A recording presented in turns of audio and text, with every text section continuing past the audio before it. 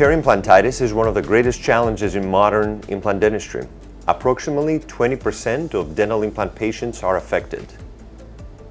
As an expert in implantology, I see periimplantitis cases on a daily basis. Periimplantitis not only compromises the actual implant and well-being of patients, but also their trust in implant therapy.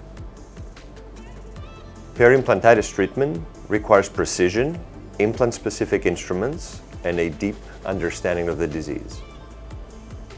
Scientific studies have shown that dental instruments can actually abrade the implant surface and contribute to long-term inflammation and possibly even bone loss.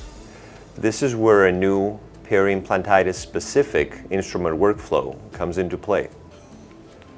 Together with experienced designers, we designed this kit with implant specificity in mind to combine precision and ergonomics while safely cleaning implants.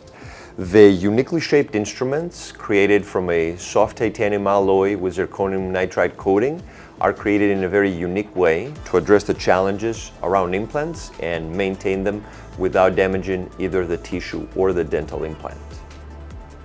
With this instrument set, we can improve treatment outcomes without damaging the implant surface and ultimately give patients the outcomes that they expect and deserve. We create safety together.